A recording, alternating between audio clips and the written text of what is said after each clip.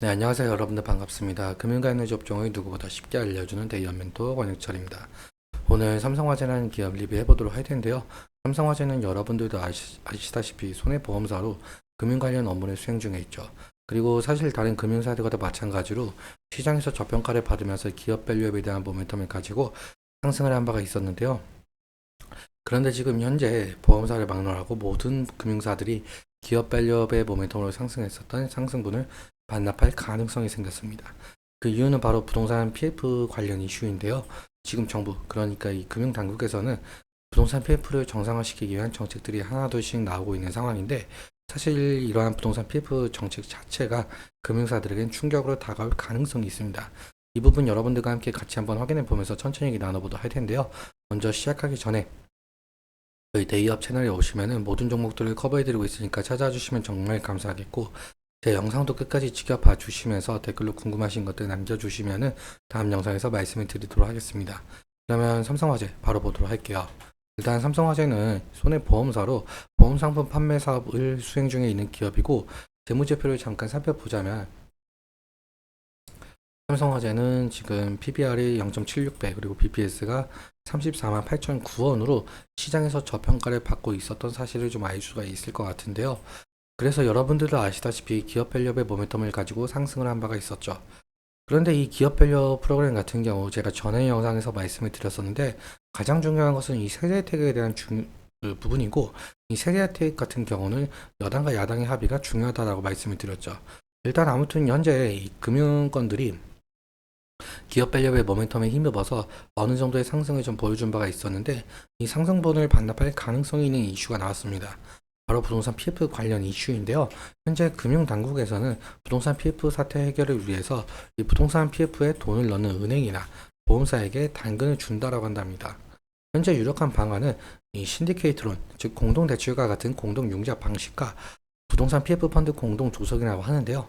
해제 때까지 거론이 되면서 금융사들이 부동산 PF 사업장을 인수하면서 발생을 하고 있는 이 취득세까지 감면하는 방안을 고려 중이라고 한답니다. 일단 다수 금융사가 참여를 하면서 개별 금융사들의 부담을 낮춰주겠다는 전략으로 보이고 있는데요.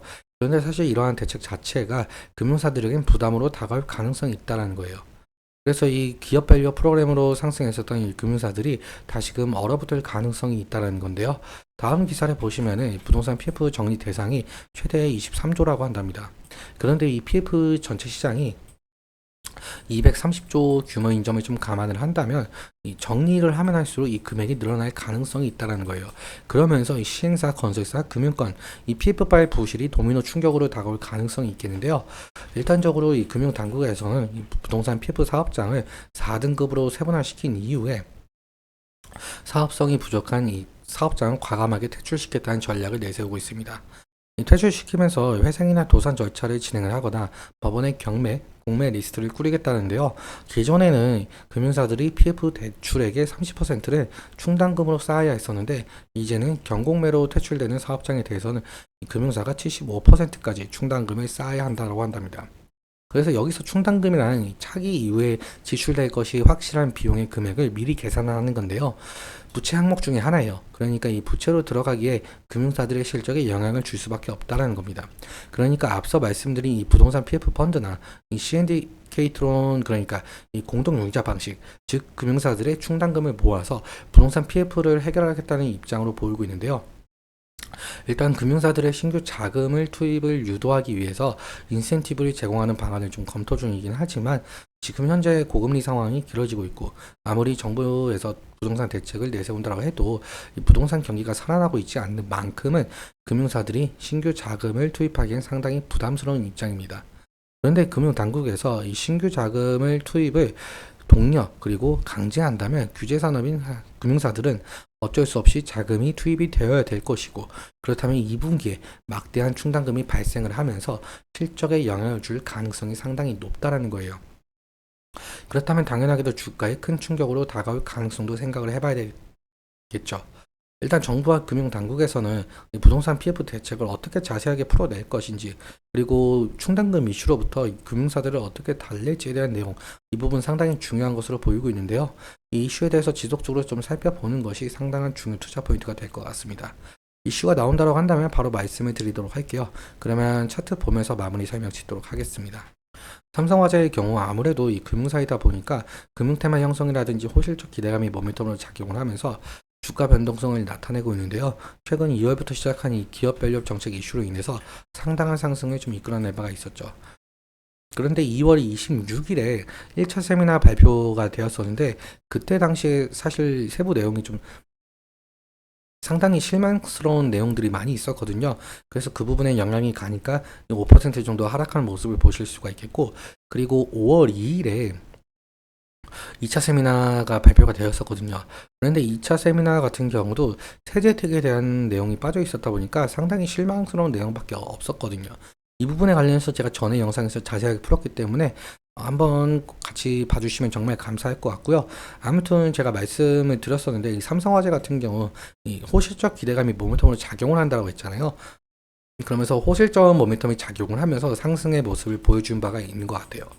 일단 1분기 실적도 발표가 되었었는데 상당히 좋게 나왔었죠. 그래서 그 부분 관련해서 상승의 모습을 보여줬었는데 오늘 같은 경우 지금 8% 정도 하락을 하고 있어요.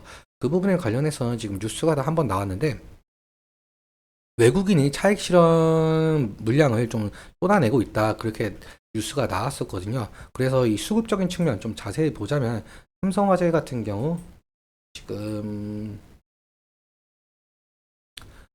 모건 스탠리와 JP 모건에서 지금 매도가 나오고 있는 것으로 보이고 있죠. 그렇기 때문에 지금 이 매도 물량 때문에 지금 하락으로 나온 것으로 보이고 있고요.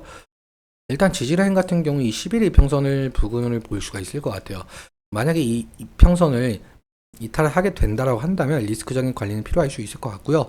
그리고 오늘 말씀드린 내용 중에 그 충당금 이슈로 인해서 실적 악화가 될 가능성이 높다 보니까 그 부분도 좀 참고를 해주시면 감사할 것 같습니다. 아무튼 이 상승의 모멘텀은 어떤 것이 남아 있을까라고 해본다면 사실 이 기업 밸류 프로그램 이슈는 아직 남아 있다라고 볼 수가 있을 것 같거든요. 그렇기 때문에 상승의 모멘텀은 남아 있을 가능성, 이 부분도 염두에 두시면 좋을 것 같습니다. 왜냐라고 한다면은 앞서 말씀드렸지만 이 여당과 야당의 합의가 상당히 중요하고 세제 혜택에 대한 부분에 대해서 법 개정을 하려면 상당한 기간이 걸리겠죠. 그렇기 때문에 상당한 기간이 걸리기 때문에 이 부분에 관련해서 아직 모멘텀이 살아있다라고 말씀을 드릴 수가 있을 것 같습니다. 그러면 오늘은 여기까지 말씀을 드리면서 오늘 내용 여러분들께 도움이 되셨다면 구독과 좋아요 부탁드리고, 그리고 말씀드린 내용과 차트적인 부분에 대해서는 제 개인적인 견해가 있을 수밖에 없기 때문에 여러분들의 주관적인 견해와 함께 투자를 현명한 선택하셨으면 좋겠습니다. 오늘도 시청해주셔서 너무 감사하고 지금까지 멘토 권혁철이었습니다. 감사합니다.